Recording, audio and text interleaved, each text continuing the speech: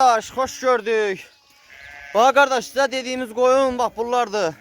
Bak birinci, ikinci qarna hamısı bak belə şişəklər. Gözəl kardeşler, buyurun bakın. Heyvanlar 280 baş heyvandır gözəl kardeş. Buyurun bakın. Maşallah olsun, hərəsi bir düyədir bakın. Koyunlar da sıfq elə, qan qara dolaq. Buna bakın, maşallah olsun. Kişinin oğlunun koyunun həqiqətən də saxlayıb. Koyun hamısı satılır, hissə, kom, nə qədər, kimə nə qədər lazımdırsa satılır. Çəkib atacağım kardeş, paylaş. İnşallah real alıcılar. Koyun hamısı da bak belə qızıl yelindir.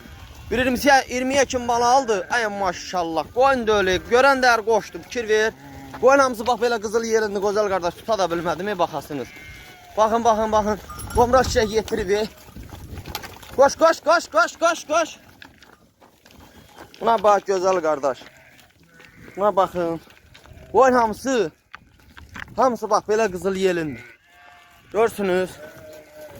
Koyun 280 başdı. Buna bak, ay maşallah, hamısı şişəkdən ha. Birinci, ikinci qarna, üçüncü qarna hamısı qızıl yelindir. Buna bak. Mal düyəsi də maşallah olsun. Koyun yetirib. Sırf kösalardandır.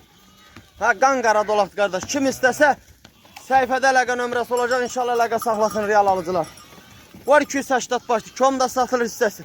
Bax, ham şişəkli yelinliyib qardaş. Kim nə qədər istəsə əlaqə saxlasın. Boş şişəyin özünə bax. Baba yetirib bax. Sırf qara dolağın özüdür. Baxın. Təmiz, dayanı belə kirrisiz adı yoxdur. Ha bax. Ay maşallah. Helal olsun kişi o tarif də kişi saxlayıb, yetişdirib, məhsul yetişdirib. Elə belə deməklə də öyle. Buna baxın. Kimlər istəsə əlaqə saxlaya bilər gözəl qardaşlarım.